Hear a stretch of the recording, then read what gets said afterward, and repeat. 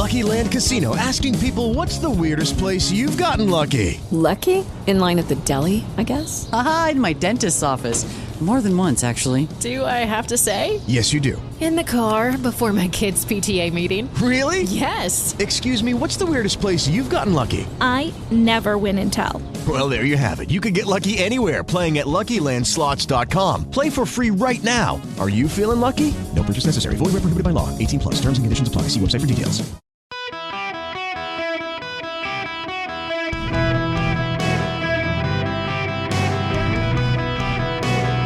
Welcome to the Eric Erickson Show podcast, Hour 1.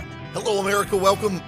It is Eric Erickson here across the nation. The phone number is 877-973-7425. Should you wish to be a part of the program, we got to get out of the gate to the big news of the day. It wasn't going to be this, but suddenly it is this. Here is Jason Furman, Harvard economist, on CNBC a short time ago. I think the markets are just ridiculously complacent about the inflation situation right now. I look at tips, I look at swaps. They have break-evens of inflation of around 2%. I just don't see that. I don't see how we have inflation much below 3% this year. I don't see it coming down below that without a decent-sized recession, and nothing in this numbers gives me comfort. If you haven't heard, inflation was higher than expected, up 0.2%. It's still above 6% annualized. The Dow is now down 317 points. The NASDAQ is down just about 70 points. S&P 500 down 29. New York Composite down 117. All major stocks out there, tech and otherwise, are down. The stock market was expecting good news. They were expecting a decline in inflation, and that decline has not happened. Not only has it not happened, but we got an increase that was not expected. Now, for perspective, year-over-year increase, groceries are up 11.3%. Eating out is up 8.2%. Natural gas costs up 26.7%. Electricity costs up 11.9%. Rent is up 8.6%. Airfares up 25.6%. Vehicle insurance up 14.7%. Pet services up 8.4%. Not only that, if you want an overall perspective, egg prices. The incredible edible egg cost is up 70% from this time last year. Now, Joe Biden is out putting the best spin on this he can, saying that wages are up. That's the good news. Wages are up. The problem is that inflation exceeds wages. So you actually have less take-home pay when you account for increased costs. This is not a good thing. This is actually a very bad thing. The Federal Reserve thought it could cautiously handle more interest rate increases. In fact, so the markets, when the Fed made its last increase, even though Jerome Powell said they're still planning on increasing in the future, the market said, probably not. The markets did not believe the Federal Reserve chairman when the Federal Reserve chairman said they're going to continue to raise rates. The markets actually thought the man wasn't telling the truth, and they rallied. They had an inexplicable rally. In fact, the market is the markets have inexplicitly been thinking we're going to have this giant boom. The markets were going gangbusters. People were expecting a roaring stock market, and that may all stop now. We've clearly headed into a bear market, and it may continue now to be a bear market because nobody saw this data coming. No one expected it to be as high as it was. The estimates were that there would be a downward turn in the CPI, and that's just not the case. Inflation again rose 0.5% in January, more than expected, and up 6.4% from a year ago. This is not where they expected to be. When you take out food, energy, and shelter, it's still up 0.2%. That's bad.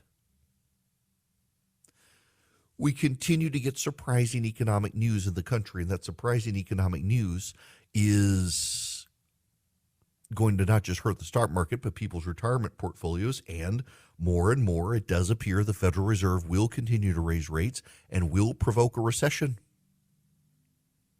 And that will hurt Joe Biden headed into a re-election because presidents get blamed during economic slowdowns.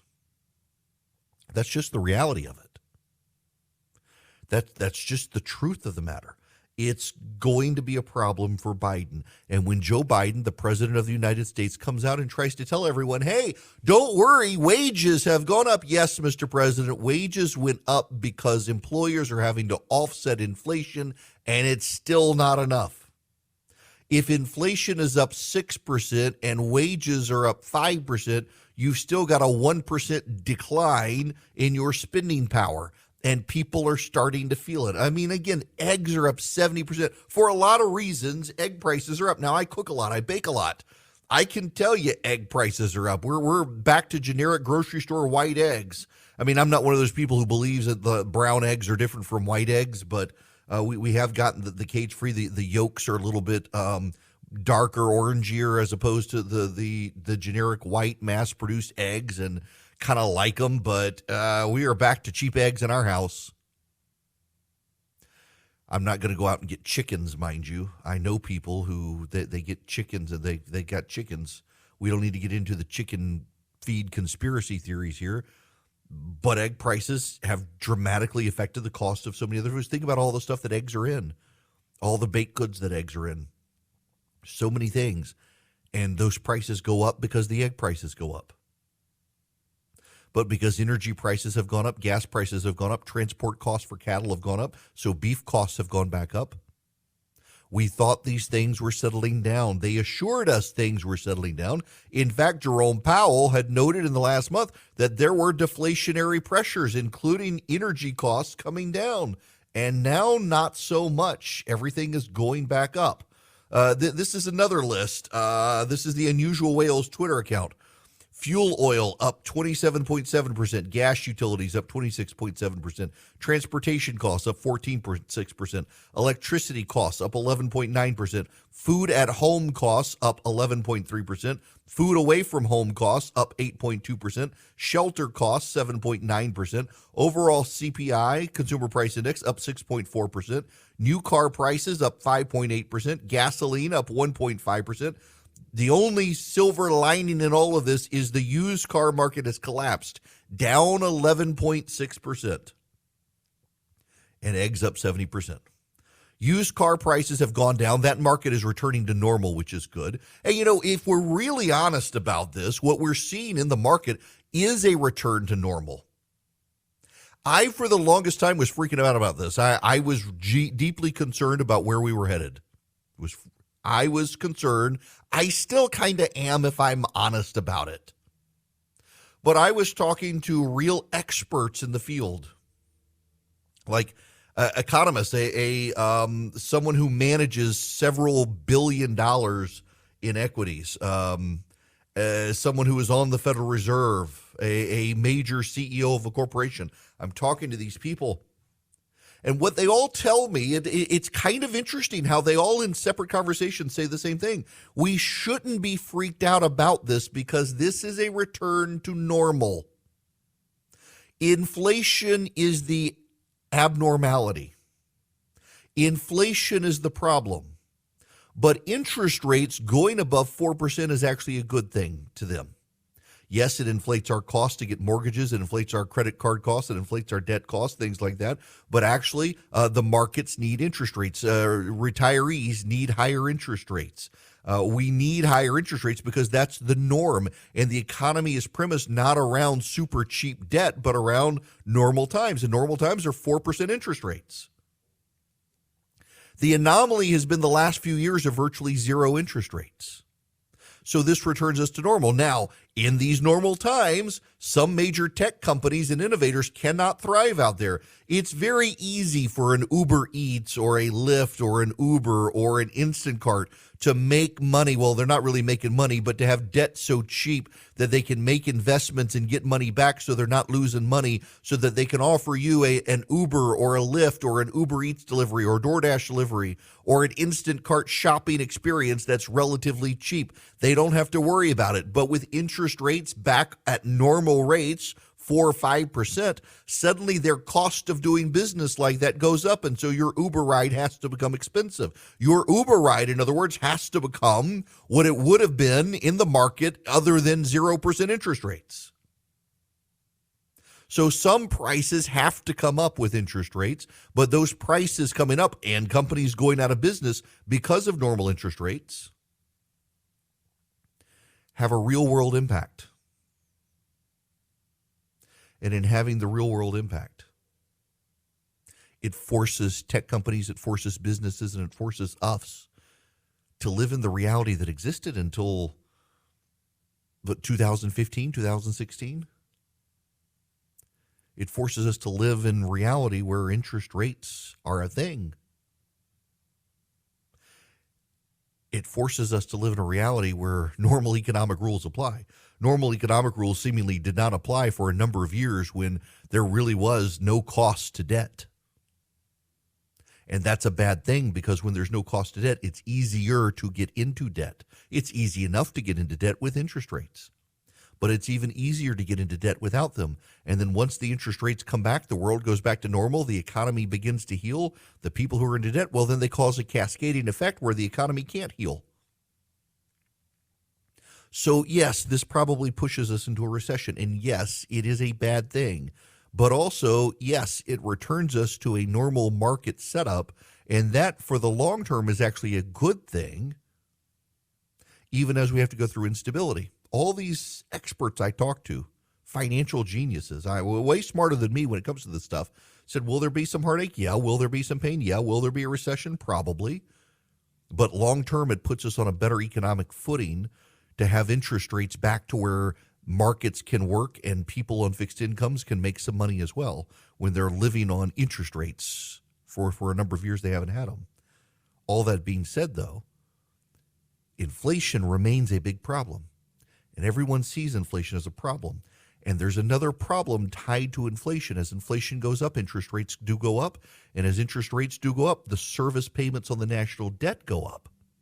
We're getting to the point where it's going to cost over $1 trillion just to pay the debt service on the debt. That $1 trillion then comes out of what Congress has available in its discretionary funds to spend, which means it becomes harder to build roads. It becomes harder to upgrade infrastructure. It becomes harder to provide student loans and education grants and things like that from the federal government. And given the number of railroad disasters we've had just this week, it sounds like we have serious infrastructure problems if that's what's going on.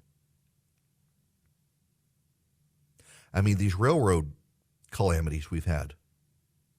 Either someone sabotaging our railroad tracks and we're at war and don't know it with someone, or the railroad companies don't have the money to invest, which is a problem, or the government has put in conditions that make it harder to upgrade our infrastructure, which is a problem.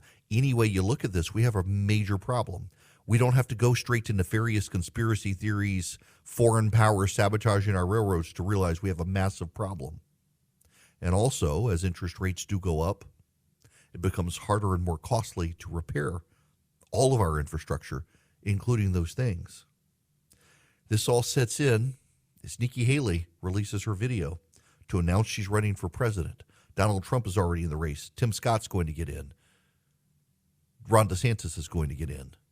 And Joe Biden's going to head to re-election, more likely than not now for certain, in a recession. Good luck. So my kid has a queen-size bed. We've got a king-size bed. We got him Bull and Branch sheets, and he's used them. He had like kid sheets, and now he's old enough he doesn't want the action figure sheets anymore. Well, we got lost because, I mean, the sheets look like our sheets, except they're queen-size sheets, and they got put in our closet, and the kid was in despair We got him Boll and Branch sheets. They've gotten softer and softer, and he's like, where are my real sheets? He refused to sleep until we found the real sheets because they're that soft. They're that good. They're made with a 100% organic cotton thread. They get softer in every wash. You can stay cozy all winter long with a set of Boll and Branch sheets. They really are that good. We have them on multiple beds in our house. My goodness, seriously, my kid, he's finally like, my sheets are for kids. I'm grown up now, and it's just a step of quality above what he had, and now he's like, can't sleep without these sheets. They're designed to feel incredible for all sleepers. They're made without toxins. They're free of pesticides, formaldehyde, other chemicals. They fit the deepest mattress too, which I love because we have a very thick mattress on our bed, and it fits. It doesn't like bunch up and then snap off in the middle of the night when you roll over. You can get 15% off your first order Boll and Branch sheets when you use promo code ERIC at bollandbranch.com. Exclusions apply. See site for details. That's Boll and Branch, BOLLAND branch.com. The promo code is ERIC, ERICK. Hello there. Welcome. It is Eric Erickson here across the nation. The phone number is 877-973-7425. Should you wish to be on the program, would be delighted to have you. Now we've got to move on to other important topics. I do want to talk about the train derailment real quick because I got some thoughts on this. Residents in Ohio, if you haven't heard about the East Palestine train wreck, it was carrying hazardous chemicals, vinyl chloride. It's extremely flammable. And there are people who fear what's happening. Chemicals spilled into the water, dead fish, dead animals. This is one of those problems where the government has lost so much trust from people. The government is telling people near Youngstown, Ohio, that it is safe to go back. It is safe to return to East Palestine. Now, nobody believes them. Nobody believes them. People are uncomfortable using the water. There are dead animals, dead fish. Nobody believes the government when they say it's safe. This is why it is ripe for conspiracy theories. Because the government, which should be generating truth and fact, the reality is the government is so hell-bent on stamping out disinformation, the government spreads its own misinformation.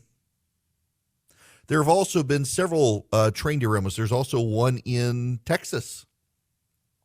A lot of people are like, why are we having all these train derailments all of a sudden?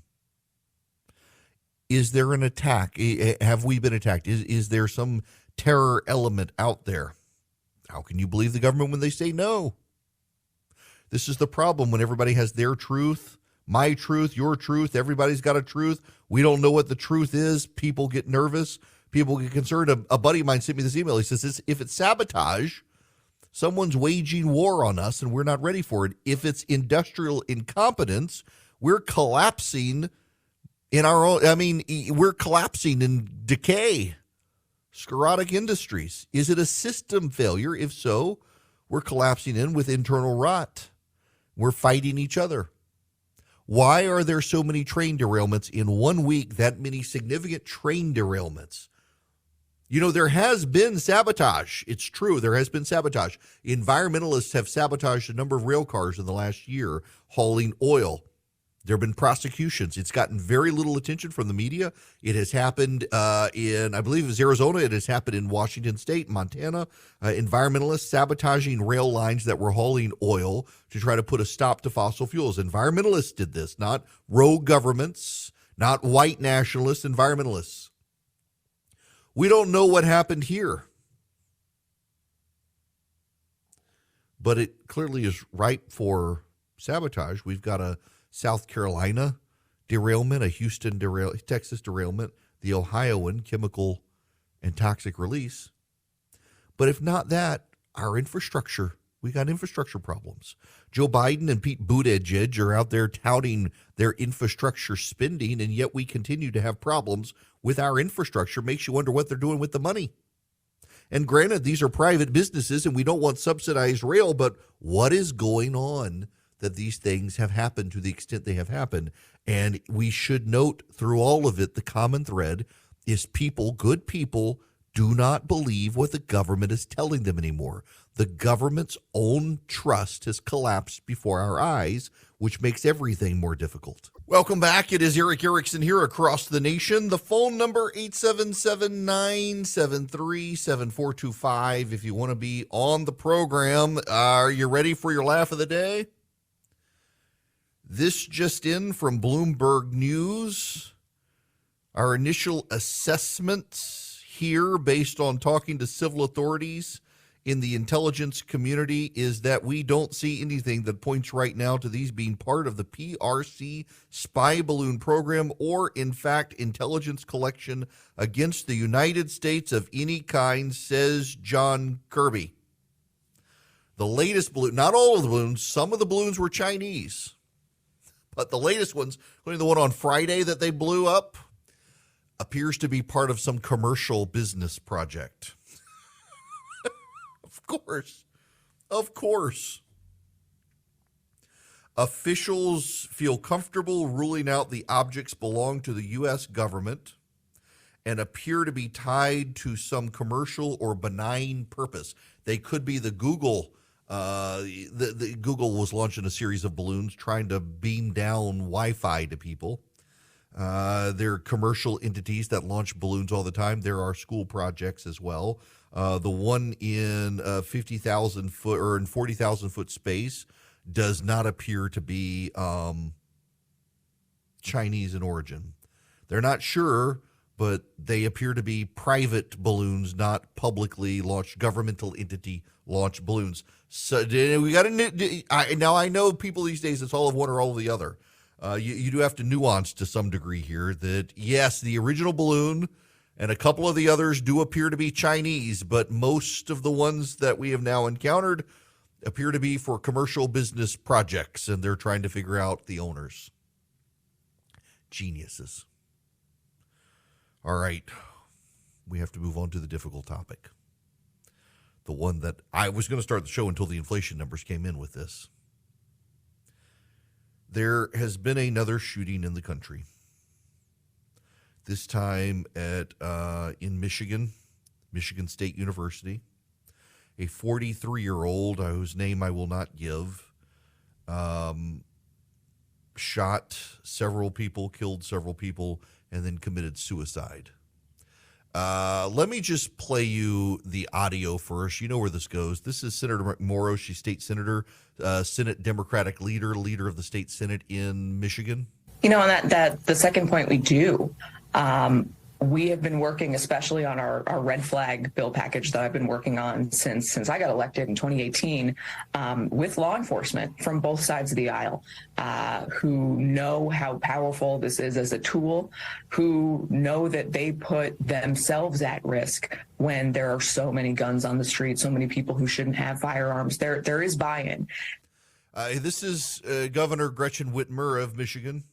We know this is a uniquely American problem. Today is the 5th anniversary of the Parkland shooting. We're mere weeks past the Lunar New Year shooting at a dance hall, and a few months past a shooting at an elementary school in Uvalde. And here is Representative Slotkin. I want to echo what the governor said about the response of law enforcement. Those of you who might have been listening on the scanner, you heard how deeply complex this operation was yesterday, with young people calling in tips constantly, with an unbelievably difficult area of environment to navigate. Law enforcement did an incredible job. We had hundreds respond from across the state. And I think it's a testament to those who hold the thin blue line for us, the ones that hesitate or do not hesitate when we need them. And I think we should recognize how desperately needed they were last night and in our society in general. I want to thank the doctors and nurses and staff at Sparrow Hospital. They were on it. No one wants to live through a mass shooting like this, but they were prepared and they handled it with grace and humanity. There is a rush in modern American society now when bad things happen to decide if we just passed a law, we could solve the problem. State officials identified the 43-year-old shooter. He had been charged with multiple gun-related crimes in 2019. He was arrested in Lansing, Michigan, and charged in June of 2019 with carrying a concealed pistol without a concealed carry permit, according to Ingham County court records obtained Tuesday by the Detroit News. The initial charge was a felony that carried a potential penalty of 5 years in prison. At around 3 a.m., June 7th, 2019, an officer encountered the man in Lansing, where the officer asked him if he had any weapons. He acknowledged he had a gun, but he didn't have a concealed weapons permit. He also had a magazine in his right breast pocket. He advised the handgun was registered to him. He bought it in late March at Capital Discount, currently trying to obtain a concealed carry permit. In October of 2019, prosecutors added a second charge, possession of a loaded firearm in a vehicle, a misdemeanor. He pled guilty to the lesser misdemeanor charge, and prosecutors dismissed the felony charge. We have received numerous requests on this matter and are working to respond to these accurately. He was sentenced in November of 2019 to 12 months probation. In October 2020, 6 additional months were added to his probation.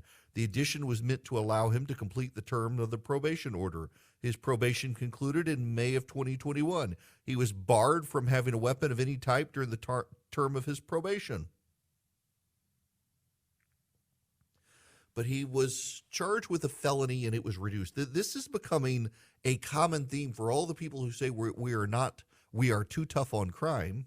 We've had a series of shootings in this country now by people who should not have purchased weapons, but for the fact that they were undercharged with crimes, so that they were not charged with felonies, or they were treated as first offenders and the record expunged once they treated their probation. And so everyone says, let's have more laws. Let's have more laws. We need more laws. Look, if your state wants to pass a red flag law, pass a red flag law. Michigan, pass a red flag law if you think it's necessary. But will it really do you good against someone like this? Will it do more harm than good?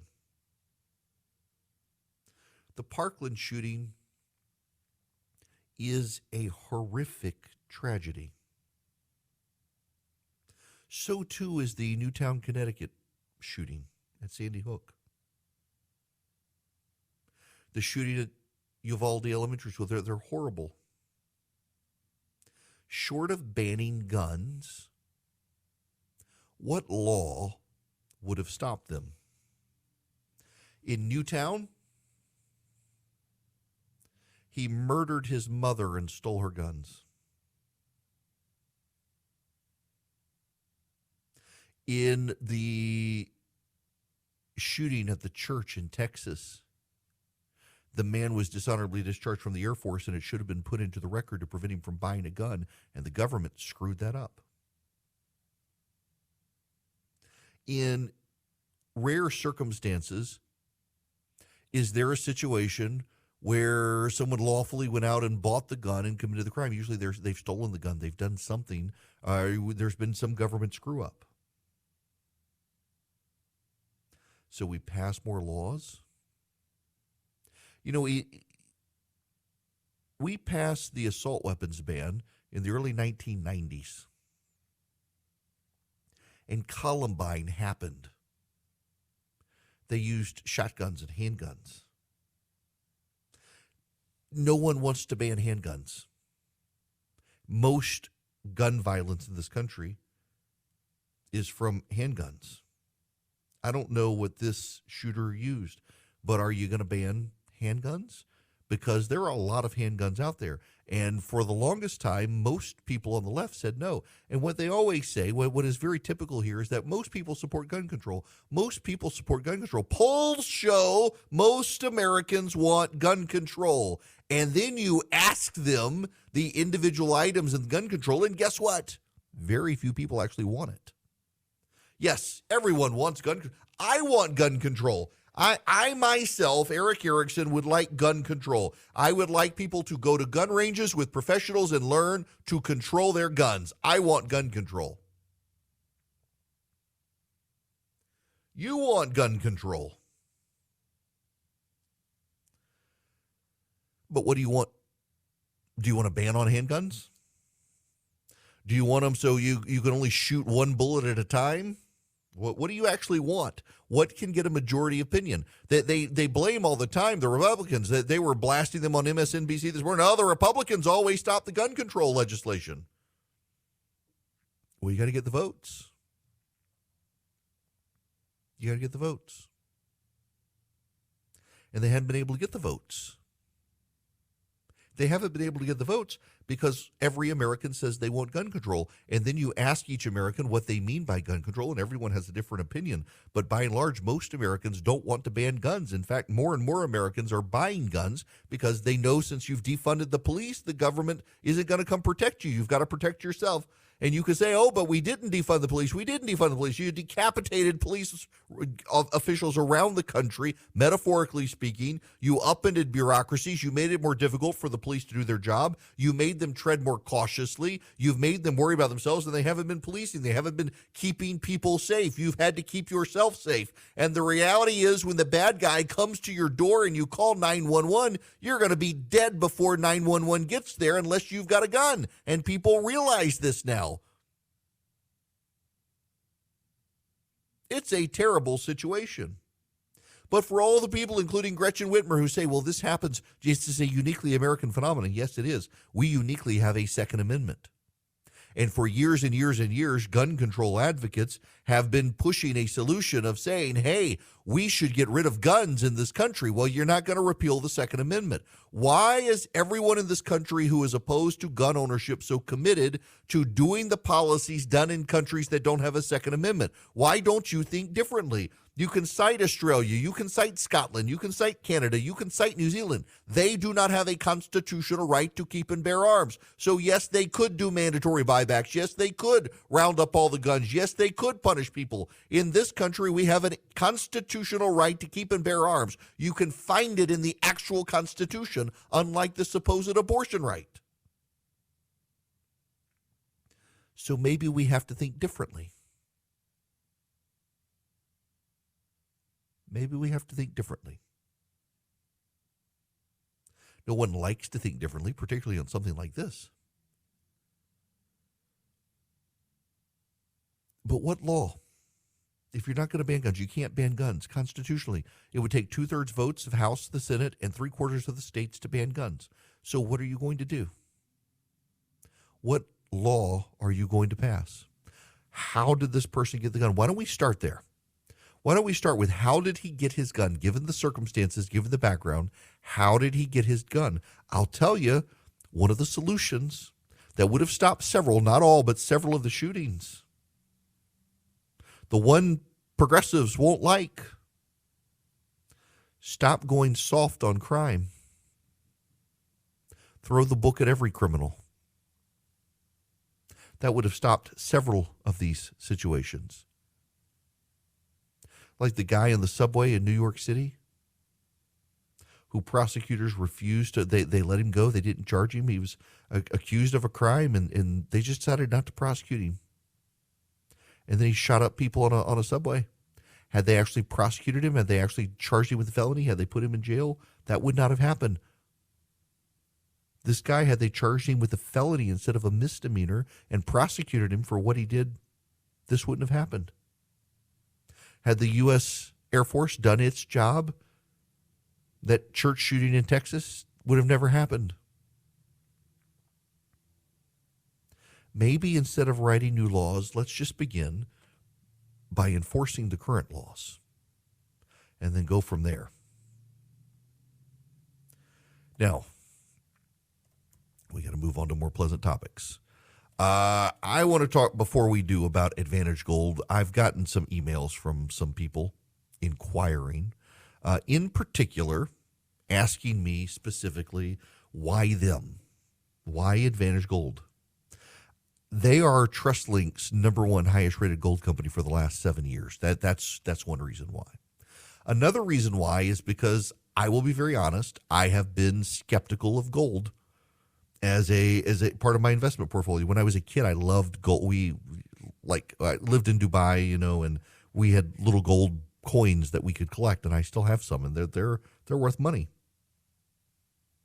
But I've just never got my answered satisfactorily about using gold in a 401k or an IRA or a general investment strategy, and Advantage Gold did that. And it was not gimmicky. I didn't feel like they were putting a hard sell on me. They answered my questions, and they showed me the options. You can get a free gold IRA investment kit from them if you want, but I would just recommend, if you're curious at all, and I was curious, talk to them and see how they can educate you on using gold as part of your investment strategy. The phone number is 800-450-2566, 800-450-2566. They will talk to you about IRAs and 401ks. They'll talk to you about general investment strategy. They can talk to you about how gold can be used as a hedge against inflation and volatility in the stock market. And they'll give you the pros and the cons as well, because it's not all perfect. There are some trade-offs that you have to make, but generally you listen to the trade-off, you're like, this is a pretty good deal. This is why I like them. In all honesty, in addition to having a great reputation and having the best people, having the best prices, they're actually willing to answer your questions, and they're not going to give you the standard BS answers. They're just straight shooters. They know people are interested in this. They want to give you straight, honest, sound advice. This is what they do for a living. They're not trying to sell you, and in fact, what makes them so good is they're not trying to sell you on this, and they're giving you straight answers, which actually gives you the path forward to be able to use precious metals as part of your retirement portfolio, particularly how to use gold in your retirement planning. They give you all of that, and they're straightforward, they're honest, they're good.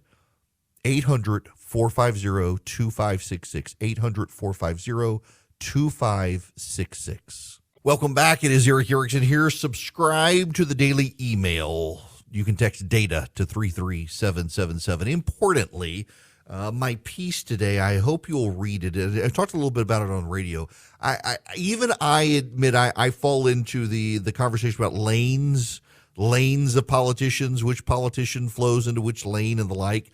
And I don't like it, but it helps the conversation along to remind you that everyone runs in a particular way. Not everybody runs in the same way, and people find their own path. Sometimes they carve it out. Sometimes they take one. Like, there are going to be the moderates. There will be fiscal conservatives. There will be social conservatives. There'll be foreign policy, domestic policy, and the like, and people jump into them. But what's really key is voters and donors, constituencies, natural constituencies. Nikki Haley is going to launch her campaign tomorrow. She's released her video. We edited up some of the audio to play for you when we come back. But what is her natural constituency? If it's South Carolina voters, does she fight with Tim Scott over them? If it's women, if Kristi Noem gets in the race, does she fight with Kristi Noem? How does she build out her coalition? And if she has donors, how does she translate the donor dollars into voters' votes? Do we have to worry about a Jeb Bush situation with one of these candidates? Not necessarily her, but one of them. Bush spent more money per vote in 2016 than anyone except Ben Carson, and he was out pretty quick. Never won a state, but he had more money lined up behind him than all the other candidates combined. Will we head into something like that? We'll talk about those things, and I'll take your phone calls when we come back. Lucky Land Casino, asking people, what's the weirdest place you've gotten lucky? Lucky? In line at the deli, I guess? Aha, in my dentist's office. More than once, actually. Do I have to say? Yes, you do. In the car before my kids' PTA meeting. Really? Yes. Excuse me, what's the weirdest place you've gotten lucky? I never win and tell. Well, there you have it. You can get lucky anywhere, playing at LuckyLandSlots.com. Play for free right now. Are you feeling lucky? No purchase necessary. Void where prohibited by law. 18+. Terms and conditions apply. See website for details.